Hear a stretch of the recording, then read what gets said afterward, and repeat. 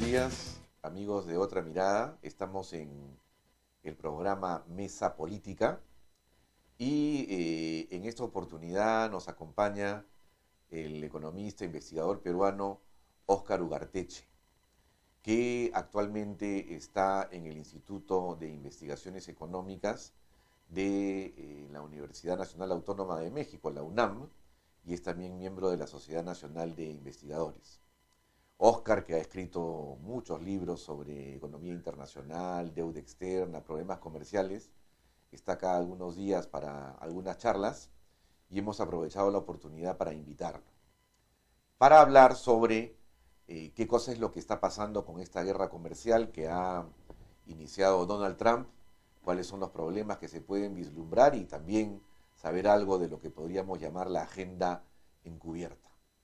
Entonces, la primera pregunta que le hacemos a Óscar es la siguiente. Óscar, ¿cómo así comienza Donald Trump esta guerra comercial en los inicios?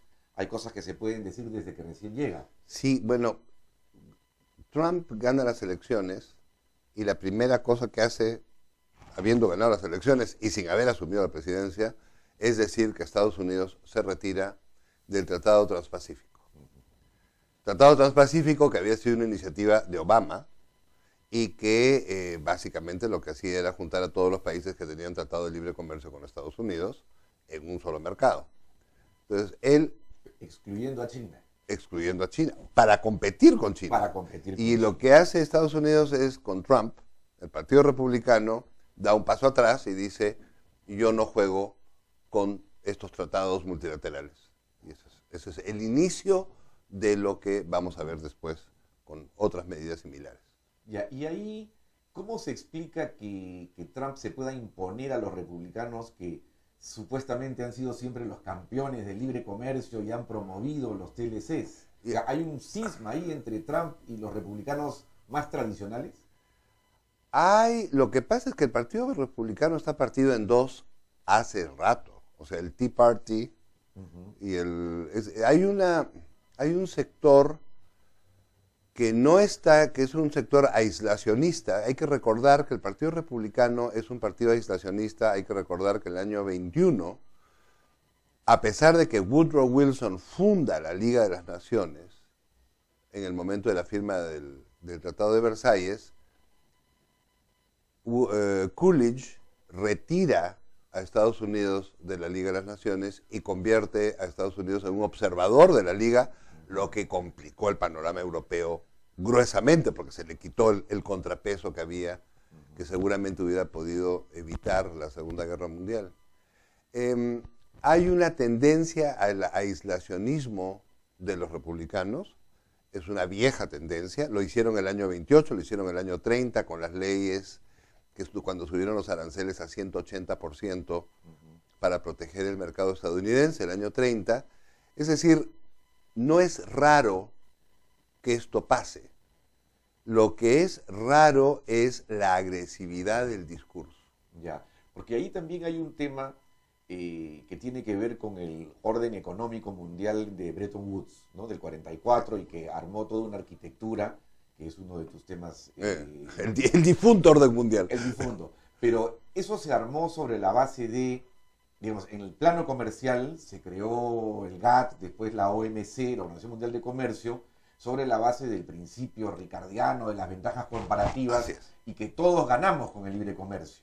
Sí. ¿No? Y entonces Trump está moviendo el escaparate y el estante, porque lo que está diciendo es, yo soy un país rico como Estados Unidos y yo estoy perdiendo con el libre comercio. Y por lo tanto, no me gustan esos tratados y voy a tratar de poner aranceles, etcétera, que es algo contra lo cual nació la OMC. Entonces, ideológicamente, o sea, pero no solamente ideológicamente, aquí hay un problema con el pensamiento económico más tradicional y se erosiona. Sí, pero el problema no comenzó ahora. El problema comienza con Bush papá, el año 90. Bush papá, el año 90, comienza el proceso de la OMC. Es un proceso multilateral. En simultáneo comenzó el Tratado de Libre Comercio de América del Norte. Es decir, iba a ser un sistema multilateral y de repente, y por Tienes si las razón. dudas, yo hago este otro camino, porque no vaya a ser que ese camino a mí no me beneficie. Entonces, ahí hace una ruptura. Tiene multilateralismo y tiene trilateralismo. Y ahora lo que se han dado cuenta es que todo el principio que estaba detrás de la OMC, que era el outsourcing, que era producir en el exterior para bajar costos de mano de obra, se llevó el empleo. Se llevó el empleo, estancó los salarios, pero tuvo un auge en la bolsa de valores espectacular porque las empresas estaban haciendo más ganancias. Eso es un lado de la historia. El otro lado de la historia tiene que ver con el impacto que tuvo en el resto del mundo, porque sí, genera el empleo en el resto del mundo, pero como se desregula el mercado de trabajo, los salarios bajan. Y tú tienes que en México, el peso del salario en el Producto Bruto antes de la apertura del Telecán era 49% del Producto Bruto Y Interno. ahora sigue para abajo. Ahora es el 22%. Mira. En el Perú creo que es el 29%, o por ahí. También está en los 20%. Entonces, esta caída salarial tiene un impacto sobre la distribución del ingreso, que tiene un impacto sobre el tamaño del mercado, y entonces estás fabricando y a quién se lo vas a vender. Claro. Y ese es el problema, pues. Oscar, ahora quería ir al tema que se discute actualmente, ¿no? Los aranceles que ha puesto Trump a la China en acero, en otros productos. Luego también hay un tema con la Unión Europea, también aranceles al acero, aunque creo que los ha suspendido, pero está amenazando subir el arancel a los automóviles. Bueno, entonces hay toda una disputa con lo que, bueno, por un lado China no es su socio, evidentemente, pero es su socio, pero no es el aliado que han tenido siempre, incluso con la OTAN, etcétera. ¿Por qué está, o sea, qué impacto económico y comercial tienen estas medidas? La primera cosa es que los aranceles se los ha puesto a los países con los que tiene déficit. Entonces, con México tiene déficit, con Canadá tiene déficit, con la Unión Europea tiene déficit y con China tiene déficit. Pero el problema de Estados Unidos es que tiene un gran déficit comercial gigantesco que viene de hace 40 años y tiene un gigantesco déficit fiscal. Y quizás el problema sea que tiene salarios que están muy por arriba de los niveles de productividad. Y quizás lo que tenga sea un exceso de consumo, y ese exceso de consumo lo estamos viendo porque el nivel de endeudamiento al consumidor es el doble del Producto Bruto Interno de Estados Unidos. Entonces, Estados Unidos consume lo que produce y exactamente el doble de lo que produce.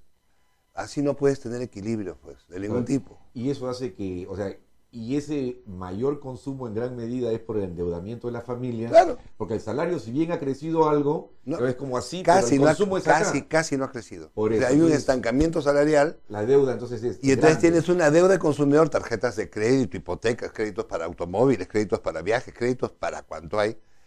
Y, claro, eso pues déficits por todos lados. Yeah. El lado inverso de eso es que los impuestos corporativos hacen 50 años que vienen bajando.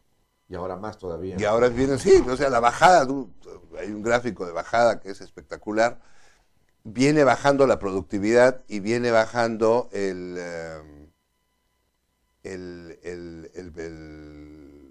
déficit el déficit externo americano sigue creciendo, es decir, es un para abajo. ¿Y cómo han reaccionado los europeos? Porque tienen sus temas ahí, porque no les gusta seguramente. Los europeos, a ver, el juego europeo el juego americano no es un juego económico solamente. Sí, pues ahí estamos entrando ya al último punto que queríamos ver, de la agenda encubierta, qué cosa es la que está en juego detrás de estas medidas. ¿No? Claro. No es solamente el impacto económico y comercial. No. Aquí hay unas cuestiones más de fondo, geopolíticas. Cuando Trump dice que hay que colocar a Estados Unidos primero, es como cuando Hitler decía que había que colocar a Alemania por encima de todos los demás. Es exactamente lo mismo. Deutschland über alles. Deutschland über alles es América über alles, es America first, es arriba y por encima. Ahora, ¿eso qué quiere decir en el juego? Sacarse a Europa del camino. Y el discurso de sacarse a Europa del camino es un discurso de Victoria Nuland de hace varios años. Saquémonos a Europa del camino y quedemos en el tablero los que tenemos que quedar, que somos China, Rusia y nosotros. Y nosotros por arriba de Rusia y China. Y saquémonos esta bulla que tenemos en Europa La de vieja una Europa, vez. ¿no? La vieja Europa. Y entonces saquémonos esa bulla. Y lo que ha hecho Macron al revés es decir, espérate un ratito. Aquí nosotros estamos acá, estamos jugando y nosotros no aceptamos estas reglas del juego. Ese es un problema político. El otro problema político es que la velocidad con la que se incorpora la tecnología, la alta tecnología, es esencialmente fabricada en Estados Unidos. Ahí se inventa. Pero no pasa de la invención a la producción. Pasa a China. Y para indignación de los republicanos, que dicen, y los chinos que nos copian. No los copian nada. Los compran, los incorporan, hacen ingeniería de reversa y sacan la segunda generación de lo mismo. Ajá. O sea, los que gastan en investigación y desarrollo en grandes cantidades son los americanos, los que compran eso son los chinos, y los chinos hacen, eso que comentar en el falso dilema, los chinos hacen la próxima, con lo cual la rentabilidad de la primera generación se pierde, y los chinos ponen esto en valor, y lo ponen en valor en China y en África. Y esto está pasando con automóviles. Entonces... Claro, y en el fondo, el tema del siglo XXI es el problema de la hegemonía de Estados Unidos, que está en declive, relativo, pero está en declive, sí. y China que asciende. Y el tema es que todo cambio hegemónico provoca conflictos, muchas veces guerras, ¿no? No solamente comerciales, sino guerras sangrientas. Esperemos que no se llegue a eso, pero ¿ves algo tú de esa perspectiva, algún clash fuerte entre Estados Unidos y China? Nosotros estamos estudiando con unos estudiantes de doctorado cómo fue el desplazamiento hegemónico hacia Estados Unidos desde Gran Bretaña.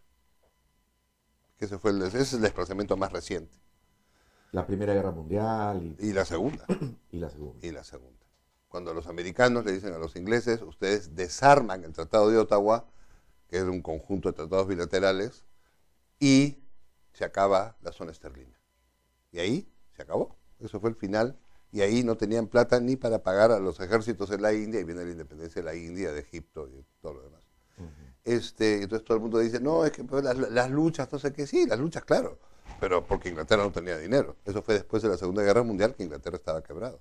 Entonces, hay un tema acá sobre la salud económica de Estados Unidos y el juego chino a, digámosle así, la mala salud económica de Estados Unidos. Ahí hay un juego duro, y ese es un juego que tiene que ver con el tipo de cambio, es un juego que tiene que ver con la participación de yuan en el mercado internacional, tiene que ver con lo que está pasando con las bolsas de valores y la no participación de China en las bolsas de valores occidentales y con la creación del mercado de Shanghai, el mercado de commodities de Shanghai, las calificadoras de riesgo de China, están haciendo otro juego y se van a sacar de encima lo que ellos consideran que es un sistema que ya está anacrónico y muriéndose. O sea, no necesitan guerra, pueden hacerlo como hicieron Estados Unidos con Inglaterra, ¿no?